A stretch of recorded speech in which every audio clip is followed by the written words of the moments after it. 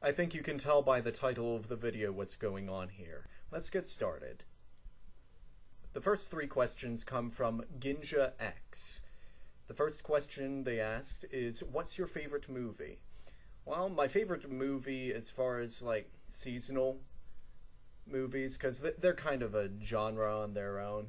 My favorite seasonal movie is It's a Wonderful Life. I really like that movie. Very very touching movie.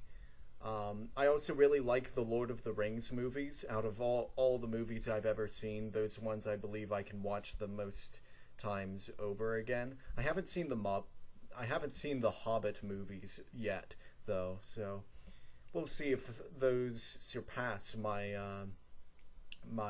appreciation for the Lord of the Rings movies. I read through the book The Hobbit, but only got a certain way into the Lord of the Rings books. They're a bit tougher to read, a bit darker, a bit, I don't know, just Tolkien has a tendency to elaborate a lot on things that I just don't take enough interest in his own lore. So the Lord of the Rings movies, if you can't bring yourself to read the book, I think that's okay, but make sure you watch the movies. They're so relevant. Second question is, has there ever been something you've wanted to get into but found you didn't have the time? Well, I guess you refer to my videos. Yes, there are numerous things. I mean, I don't believe there is a single person on YouTube who has actually gotten to absolutely everything that they've intended on getting into. I've talked about it numerous times in the past, but I've always wanted to get into some of the horror fiction that people write on for Reddit under a subreddit called No Sleep. I know there's a lot of really good writing that goes on there, but I just don't have the time to get to it. I barely have time to get to these audio readings. So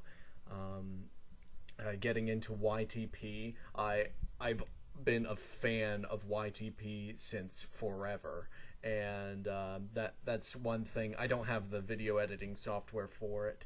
I also don't have the money to purchase the video editing software for it, as I've mentioned to a couple of you. But yeah, things. I mean, there's a whole range of things that I'd like to get into. Collaborations. That's something that I don't believe I have enough time for to.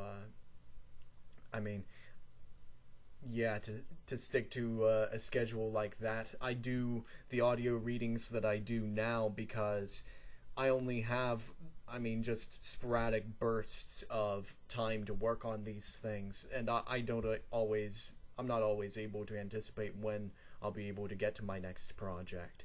So things that I can do on a schedule, have a consistent uploading schedule, and upload more videos than I already have.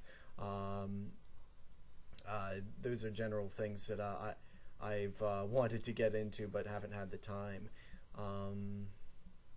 Yeah. my computer skills don't expand to animation or to digital art, so I wouldn't do things like drawing tutorials. I just couldn't do that. But yeah, other things dealing with voice acting and audio reading, I think that's my main talent that I can use for YouTube. I can't do things like sketches and things like that. That's for people who know how to film.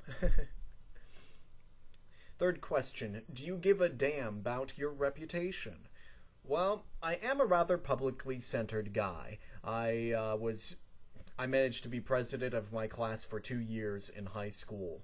So, I mean, there's a certain amount of keeping up public appearance that I do, but I realize that not everything is about how well you maintain your appearance in the public eye.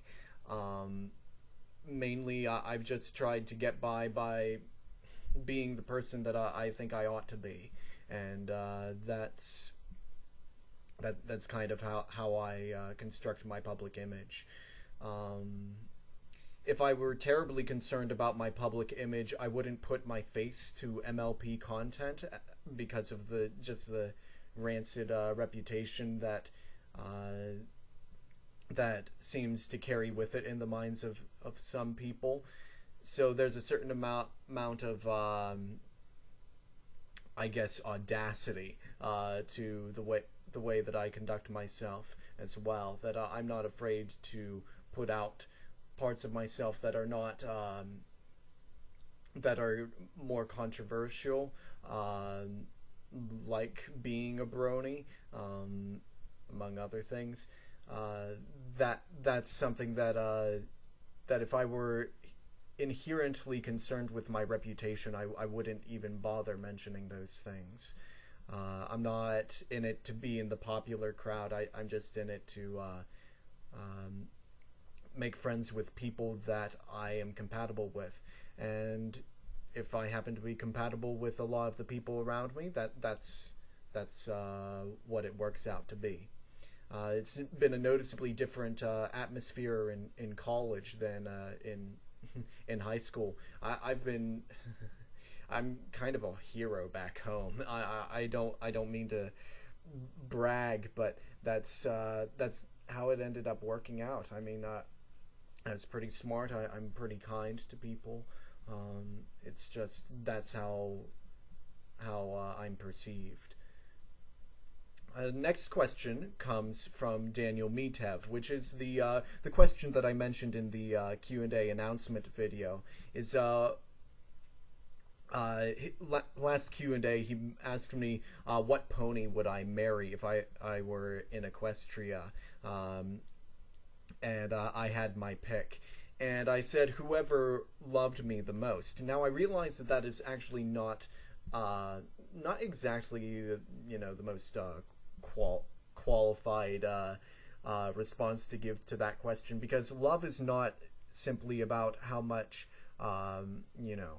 somebody adores you, as it is how much you adore somebody else. And he asked me if I were a human in Equestria and also had mares who were interested in me, if the pony who loved me the most was a stallion, would I be interested in them? Would I choose them? And that is a very natural, logical question to ask. I've never considered myself bisexual or heteroflexible.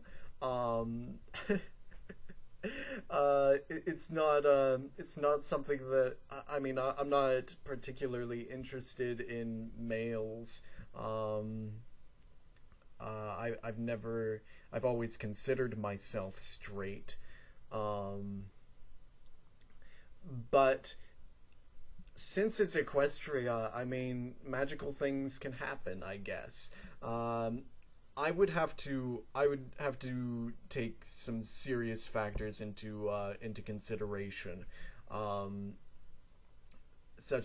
including like personalities. I would have to do a lot of dating. It depends on like there are certain mares in Equestria like Applejack, Rarity, Celestia, Twilight Sparkle. I really like those ponies. I'm not exactly sure that I would be interested in them romantically, but then again, I've never considered that for the stallions either. So I would have some serious dating to do if either of those main mares that I mentioned were terribly interested in me. I would give them a chance first over the stallions.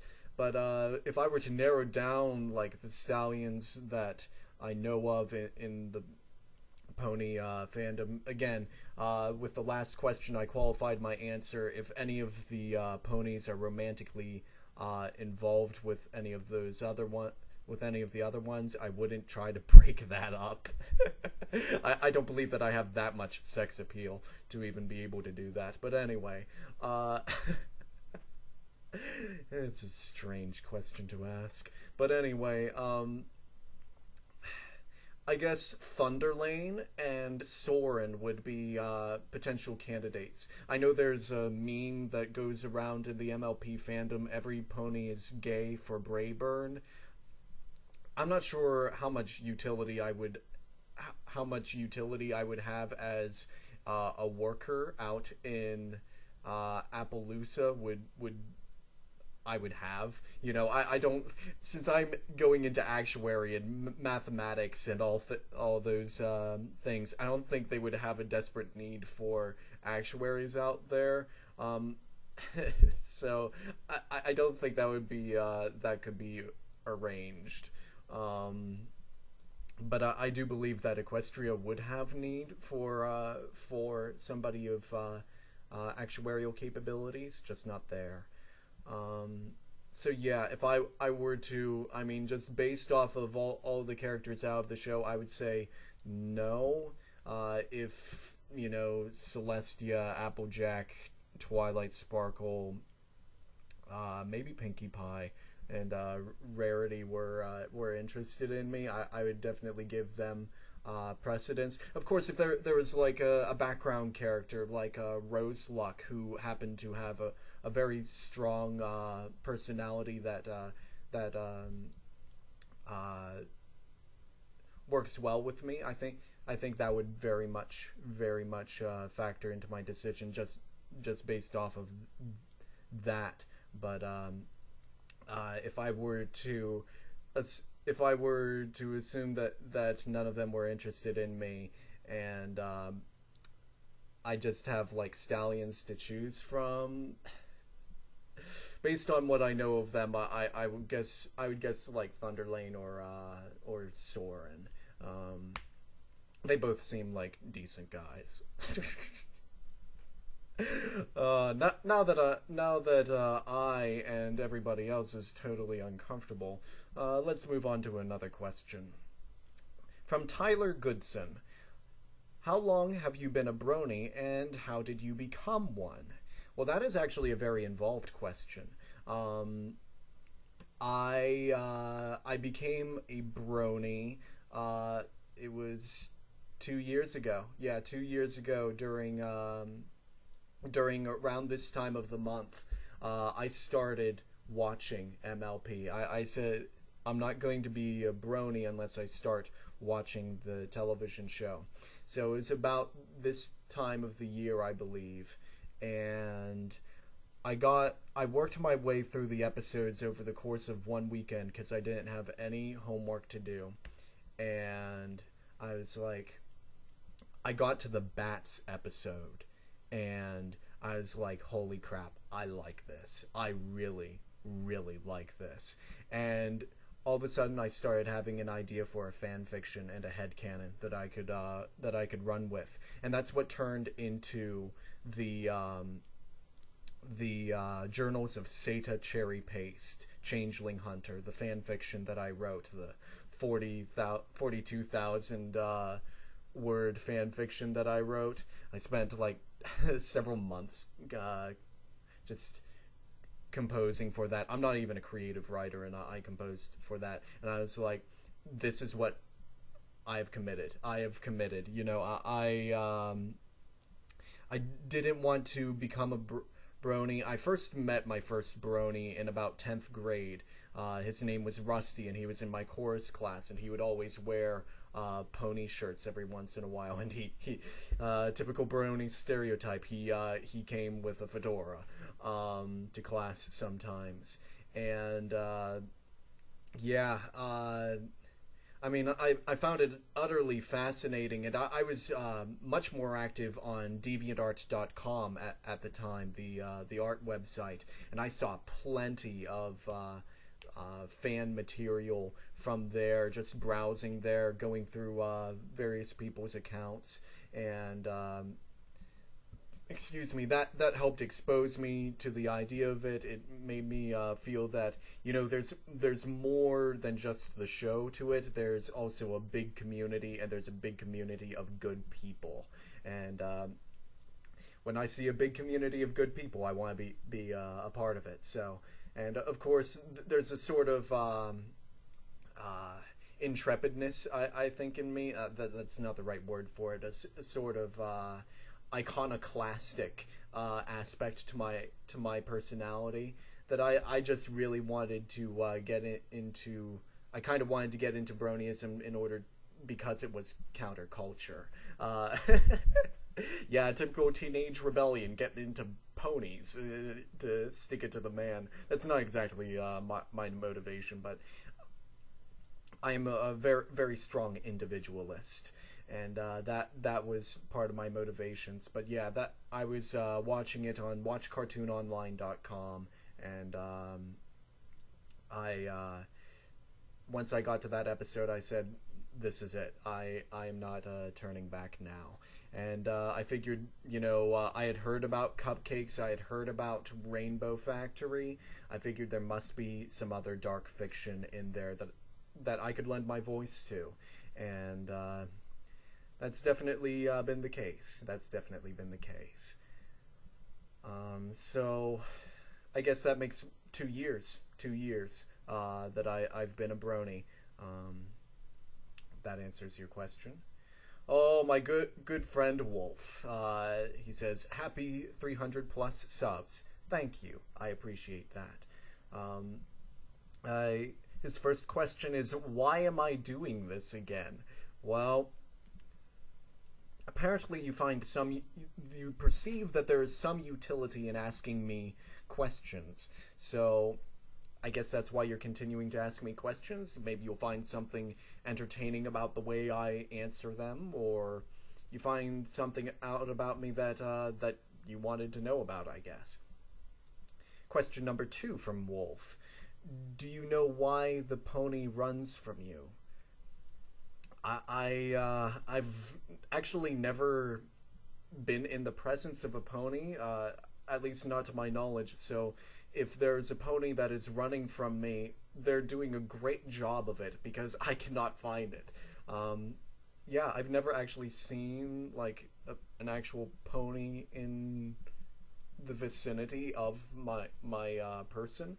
I guess that would be because it's just shy. I mean, I don't think there's anything particularly scary about my intrinsic character. Maybe if I try to talk to it, it might get confused about, like, oh man, there's this creature walking toward me and he's not neighing. What am I supposed to do about that? If there were an alien to come to, like, Earth and, like, try to speak to me, I'd be kind of intrigued, but if I weren't so curious, I would probably run away.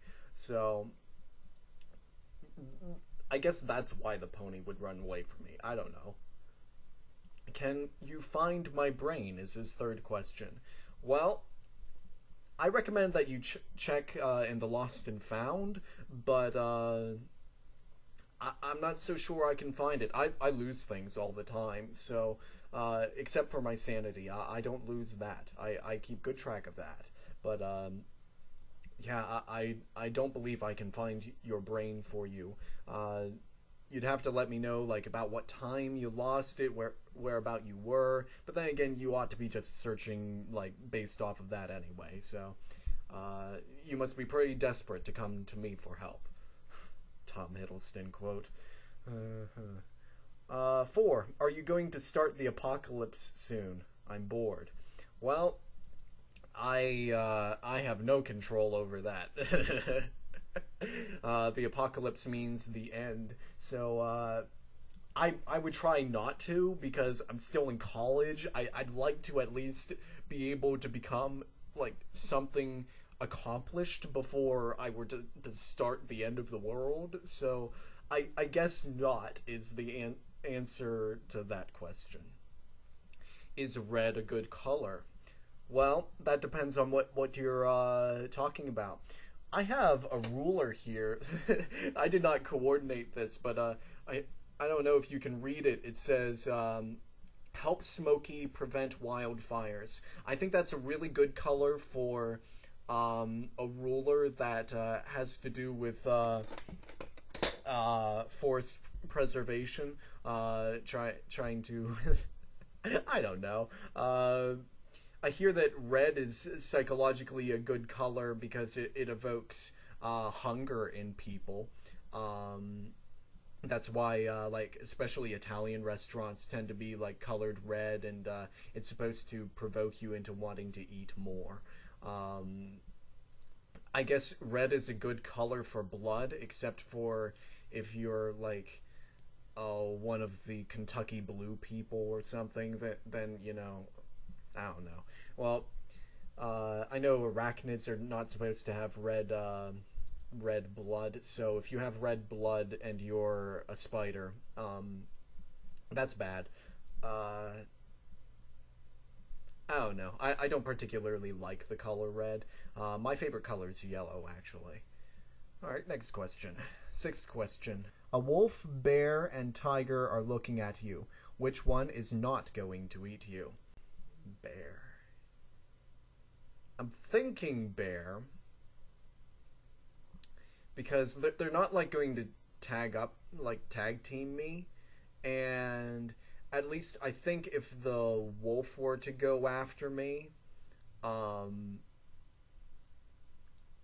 like that would be the speediest, but it wouldn't, like, I think the bear would try to fight off like the other two because they're so like territorial, that and then I try to scare the bear away, implying that I couldn't, like, implying that I could. So I would say that neither of them is going to eat me. So yeah, none of them are going to eat me. I'm going to rely on the bear to, like, fight the rest of them off, and I'll scare the bear away. That's what I'll do. All right, next question. 7. Who do you fear? Oh, that's a good question, actually. Who do I fear? No, I believe Aristotle said, no man loves the man whom he fears. There's no particular person that I fear. At least nobody that I really know. Nobody that, comes into contact with me. And there's nobody, like, there's nobody who's, like, after me, like, trying to fight me or claim a lawsuit on me or something like that. I mean, there's nobody, like, trying to get me into trouble, so I'm not particularly scared of any particular person, I guess. I kind of fear myself because I have the greatest potential to sabotage myself. I'm very good at shooting myself in the foot sometimes. It's not very nice. What is your lucky number? Excuse me. That's his 8th question. I love prime numbers. My lucky number, -1. -1 is my lucky number. Is RD in your room? I guess you're referring to the Pony Rainbow Dash. I'm gonna tilt this computer screen here so that you can look around. It's not, I mean, there's no Rainbow Dash in my room. This is my college dorm room, which I happen to live in a single because my roommate moved away. But anyway, I don't have anything Rainbow Dash in my room at home either. I mean, I don't have pics to substantiate that. But yeah, there's no Rainbow Dash in my room, unless I wish there was. I mean, that would be kind of nice. The Great Rainbow Dash, the element of loyalty in my room. What a chance in a lifetime, But no, there's no Rainbow Dash in my room. Number 10. Do all bronies have small portals going to Equestria, or is it just me? Well, I'm pretty sure it's just you, because if I had, like, a portal to go to Equestria, I'd use it. So long as I knew that I could get back. If you opened a portal for me and just, said, oh, you can go to Equestria, but you wouldn't let me know, if I could come back in a timely manner, I wouldn't use it. I'm too tied to the life that I'm living now to just go to Equestria and stay there. Okay, so question number 11. Why can I think? Oh yeah, that's right. You don't have a brain right now. At least implied by your question. Can you find my brain? I mean, I was assuming that your brain was lost, and so I mean, if you have your brain, and it is in your head, I mean, it's probably indicative of your ability to think at the same time. I mean, your ability to think is probably indicative of the fact that your brain is still inside your head. So I guess that's why. Number 12, have you found my brain yet? Well, I haven't been searching for it. I've been answering your questions, so no. But there's reason to suspect that it's in your head. Number 13, do you know why I stop at 13? Bye for now. And he gives me a bro hoof. I don't know. I mean, there's 13 has certain like superstitious connotations, you know, with bad luck and Lucifer and all sorts of things. There's a Danzig song called 13. Bad luck wind been blowing at my back. Yeah, it's not. I mean, I guess 13 is indicative of your tendency for dark things. Yeah, I guess you are the soul of misery. Going along with the lyrics of the song 13 by Danzig.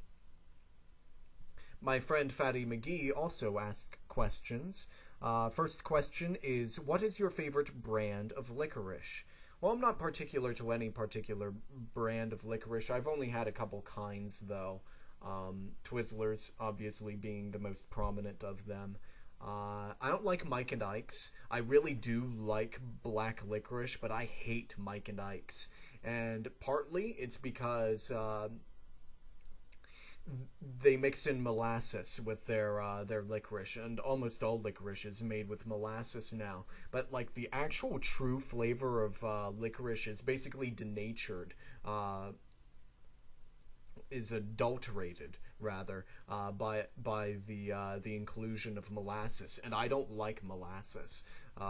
So there's these candies called ice chips that I really like. There's xylitol candies, and there's a variety of licorice flavor, and it's a very pure licorice flavor, and I like those from time to time. I don't eat them as much as I used to, but I do like those. Second question from Fatty McGee is, what's your favorite part of the Pythagorean theorem? Well, the Pythagorean theorem is the... I'm gonna have to look that up again because I've not used that in a good while. I don't want to confuse it with the quadratic equation. Mathematics, fundamental relation in Euclidean geometry between the three sides of a right triangle. I don't know.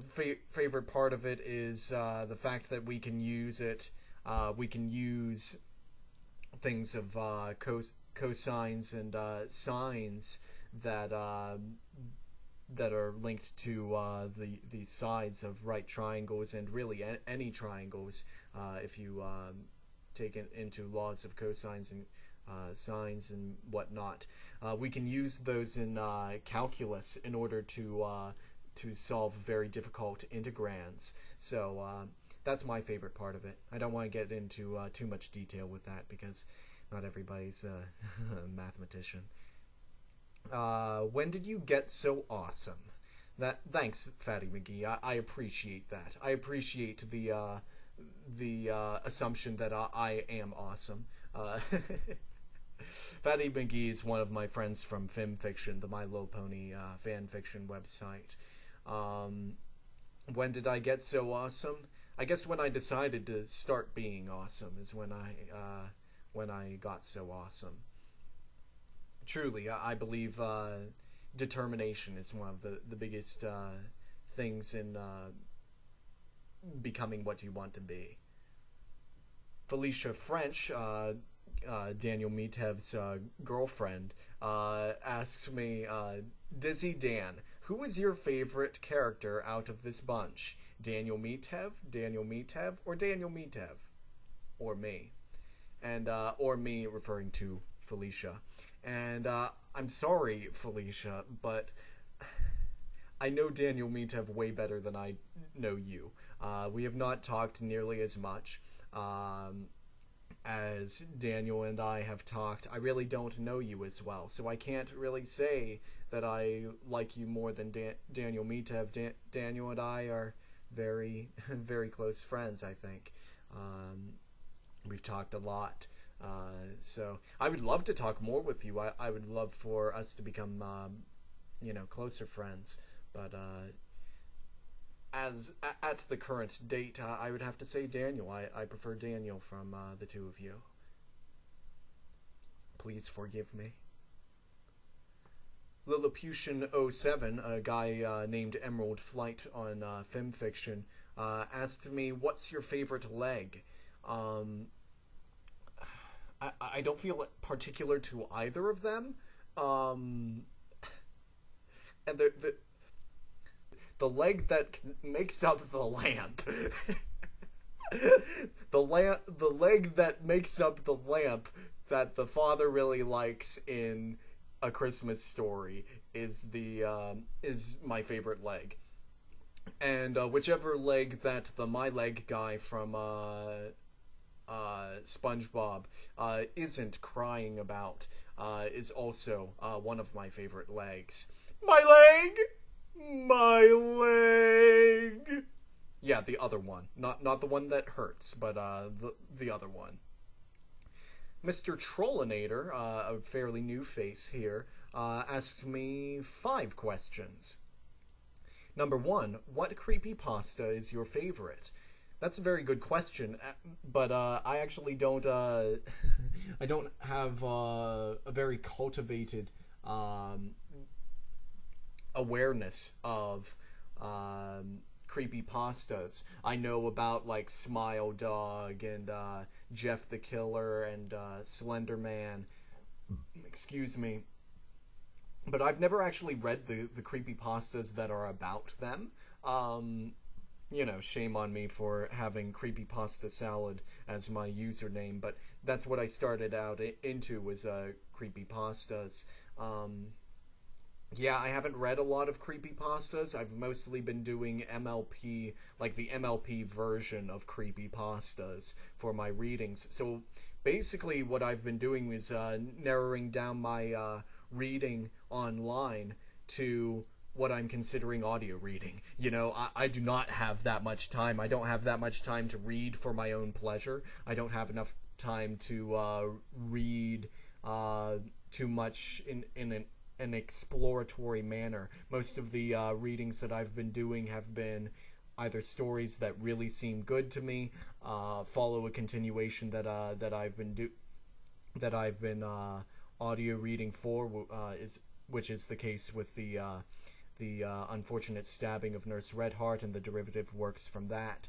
And but anyway, I haven't been able to peruse the creepypasta writings. So I mean, there's this one. Oh yeah, doing requests. People have put in requests and recommendations for me to audio read, or at least consider audio reading. So I've been spending most of my free time doing those things, aside from like doing my homework and things like that. The free time where I can do just about anything that I want. I've been reading basically what I've been considering for creepypastas. I mean, not creepypastas, but audio reading works. And the creepypastas have not been a major focus for me lately. So, I mean, there was this one creepypasta that I did a reading of a while ago and would love to go back to and redo, but I don't think it's worth it to redo. There was this story called The House with the Painted Doors, and it is a very good story in my opinion. Very creepy, very vivid. I really liked that story. But as for the creepypasta characters, I have no preference because I've not read about most of them in great enough detail to know. The Exorcist or Paranormal Activity? I'm guessing that you're asking for my preference on those. I believe they're movies. I haven't seen either of them. So that it is a movie, and then there's a TV show of it. So Paranormal Activity. I'm not sure if that's another. Let's look it up here. That's a film series. Paranormal Activity 3 didn't seem to do well on Rotten Tomatoes. I don't know. I really couldn't tell you. I'm not big into horror movies. That's why I've never seen them. I'm not actually big into horror in general. People have told me over the span of time that I do really well with the really sad and the really horrible writings. So at least voicing them. So I mean, I do it, but I have no particular strength of interest in it. Based on what I've heard about them, maybe I don't know, the Exorcist. Exorcism is a little more interesting to me in general than Paranormal Activity, I guess. Just going by the definitional meaning of those titles, but anyway, I guess I really don't have any real preference because I haven't seen either of them. Can you do a face reveal? That would be really nice for me to do, but I just can't do it, man.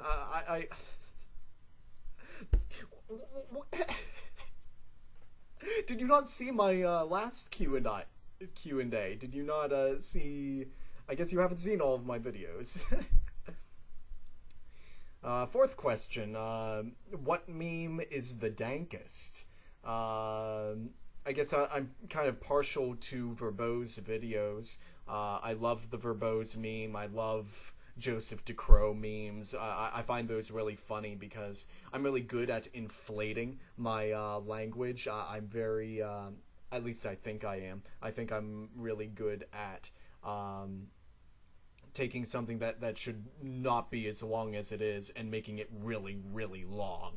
I mean, you've probably seen my my verbose videos, and if you haven't, I recommend them to you.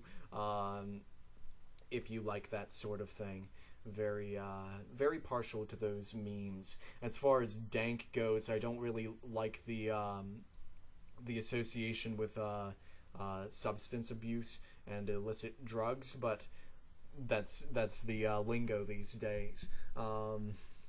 Dank. In terms of dankness, I mean, Pepe the Frog, which has become a hate symbol, is I guess you would consider that really dank because now it's kind of it's edgy to use it now because it's considered a hate symbol. So I guess that would make it especially dank. But my favorite meme is all the verbose memes. Question number 5 from Mr. Troll Inator. May I have your monocle? Well, if I had a monocle, you would certainly be entitled to it. I wouldn't be able to make much use of it because I need glasses. I cannot use contacts. My eyes are very sensitive, and I can't get them in. I can't get contacts in, so I'm stuck with glasses. Literally, I am not literally, but I'm pretty much stuck with glasses. And so if I had a monocle, I would have no use for it. So you can go ahead, but I don't own a monocle. All right. So last one here is from Shadowlaw, a good friend of mine in MLP audio reading and horror reading in general. We go back a good bit. His first question is, what's your biggest fear? I have actually a very, very strong fear of rabies. I find I find like zombie movies and vampirism and things like that to be very, very perturbing, especially because the nature of like a vampiric virus or a zombie virus is very much similar to the pernicious qualities of rabies. Rabid animals. I am very disturbed when a wild animal doesn't run away from me. Uh, Going back to the pony thing, if the pony doesn't run away from me, but ponies are domesticated animals, so they're not wild. But at least not all of them are. But yeah, rabid animals, rabies. I can't stand the thought of that. I have nightmares about it. I really, really don't like rabies. What is your next big thing in storytelling? Is his second question. Well, I have an MLP audio reading coming up very, very soon. I mean, I have the video ready for it and everything, but I want to run it by the author before I upload it. It is by far the most probably the darkest audio reading I have ever done. It also includes very lascivious elements. Look that one up. Define Google. Yeah. Define lascivious. But the writing for it is extremely good. I don't intend on making the rest of my videos like that. I don't intend on like making that a popular thing in my videos, but it was I think it's going to be a big step for me in showing that I am not afraid to audio read certain things if I believe that I can audio read them well. And I think it is a very good story. I think it is a very good audio reading that I have done of it. So you'll be able to see that in time, Shadow Law. But for my 18, younger than 18 viewers, they will not be able to see that.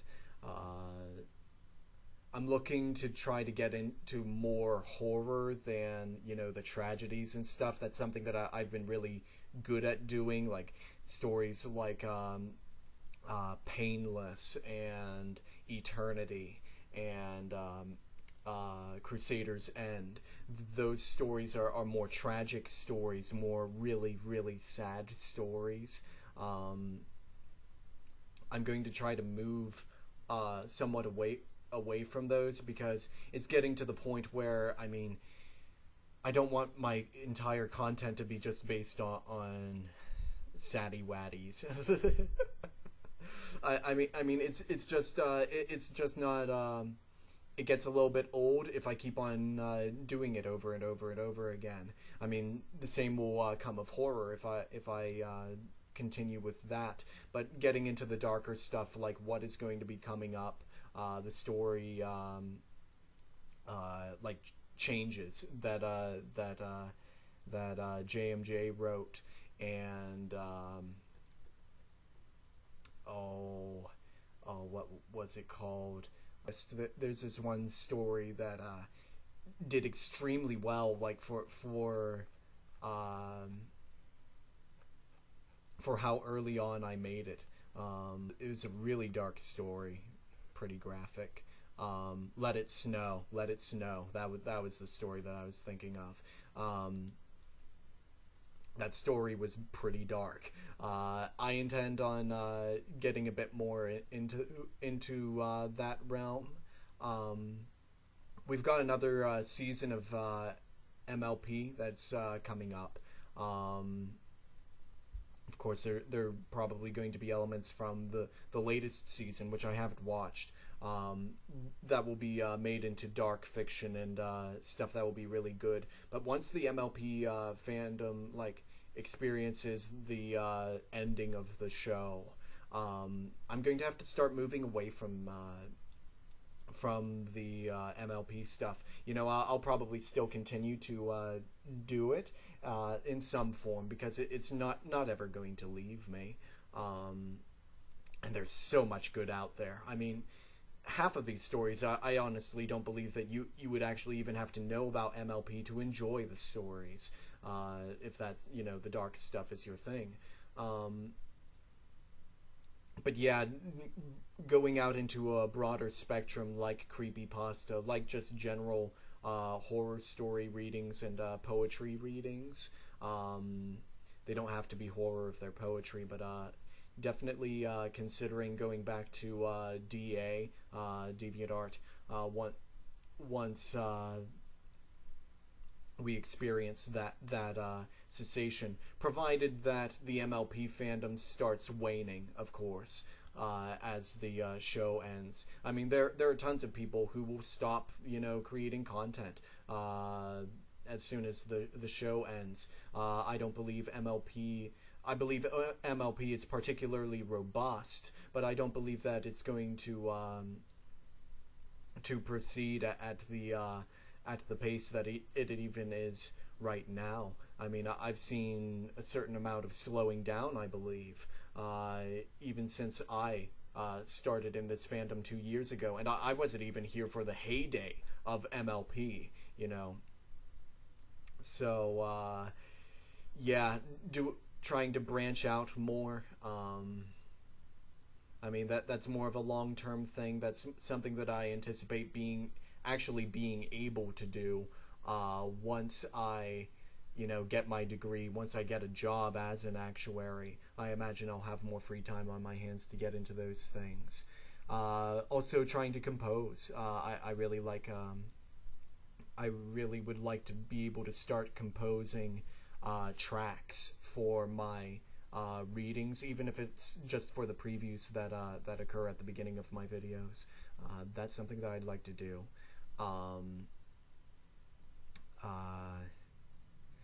Getting to learn an instrument. I'd like to learn the piano once I get out of college and have a stable home environment. I'd like to get into learning the piano and being able to do things like song covers and things like that, because I think my voice, my singing voice, is fairly good, but it's not good, comparatively speaking, if you just hear me sing a cappella and it's, the rhythm isn't quite tight, because that's what I do when I'm singing a cappella. I sing it what they call rubato, basically doing what you want. But yeah, things like that. I'd like to get into some form of actual, more professional type audio reading and things like that, but I think that's a good while off for me, because I don't have formal training as a voice actor, and so I don't have that as sort of my credentials. I've done one job for somebody on DA, though, so I'm optimistic that somebody else may come along and be interested, listen to my voicing for other things. I've really wanted, oh yeah, I forgot to mention, I really wanted to do some more voice acting for stuff in the Undertale fandom, but I just haven't had time for that, going back to one of the questions toward the top. When I did my voicing for Sans and Papyrus, and my voicing for Sans' fight lines, those were things that I really, really, really wanted to do, so I did them. Because I think I have a fairly decent Sans voice. That was probably terrible. Also, Flowey the Flower. Oh man, I'd love to do stuff for that. But the thing is, people have already done stuff for the MLP fan. I mean, not the MLP, but for the MLP fandom too. But for Undertale, I mean, there's so much content created for Undertale. Heck, when I did my voicing for Sans' fight lines, I was told that I should do my impression a little more in the style of somebody to bear similarity to another person who has apparently more famously voiced Sans, the character Sans from Undertale. And I'm not in this to do imitations. That's something that I decided from the very beginning. I'm not here to do impressions. I'm here to do the voices that I think, I don't know, are kind of fitting for these characters. I try to be somewhat original, because that's the best that I can do. You know, I'm not a great imitator by any means. So I mean, like, getting into other fandoms, I mean, there's nothing. There's nothing particularly, like, in particular that I have in mind, actually, that I would be able to migrate to, other than creepypasta, from MLP, as except for Undertale and stuff. But those fandoms kind of feed off of each other anyway. But yeah, that's not my next big thing in storytelling is about as nebulous to me, as indefinite to me as it is to you guys. I mean, based off of the information that I've provided to you, I'm really not sure where this channel is exactly going to go. And then for his final question, and our final question, what do my MLPOCs look like? My Little Pony original characters. And Shadowlaw specified that he wanted to know about the characters that I've created, as opposed to the Pony Sona. Like, if I were to be transported to Equestria and a pony likeness of me were to be there, excuse me, what would they look like? And that's not what he was asking. He was asking for characters that I've actually created. And the only characters I've actually created for MLP are the ones in Seta Cherry Paste Changeling Hunter. There are a couple of various characters. Seta Cherry Paste is he has, I believe, an umber mane and is pyrite or fool's gold in color for the rest of his fur. He has he's an earth pony. He's fairly strongly built because he was raised on a cherry farm, a cherry picker, literally. One of my other prominent OCs is Starfall Escarlata. Escarlata being Spanish for scarlet. In that story, she is an accomplished changeling hunter. She is originally not an alicorn, but a unicorn, and she is scarlet in color for her main pigments, and yeah, she's extremely intelligent, although that's not something that describes somebody's look. But she eventually becomes a bat pony, so her pigment darkens a bit. So whatever the Thestrals or bat ponies, whatever you call them, look like, that's what she looks like. So I don't feel like going into detail about too many of the others. Those are the two main characters in that story anyway. It's not a terribly involved or long story, considering the length, like the number of plot points that happen, I guess. But I think it's a decent read. I was considering possibly writing a sequel for it, but I don't believe enough people would be interested in reading it to go down that creative pathway. And of course, I barely have time to do these audio readings, which I care about a lot more than writing a sequel for it. So I'm probably not going to do that. So that's what my major OCs look like, my original characters. Well, thank you for sticking around for the entire duration of this. This is probably going to be, yeah, almost an hour. I've been recording for this.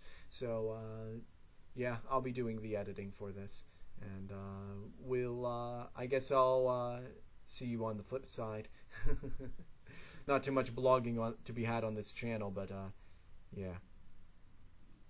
Thank you very much for your questions. This has been fun. I'd like to do more Q&As in the future. More miscellaneous content, like doing YGS and character voicings and stuff upon request. Yeah, and doing bits of singing. Yeah. So I guess I'll see you next time we get enough questions for this. Happy listening, friends.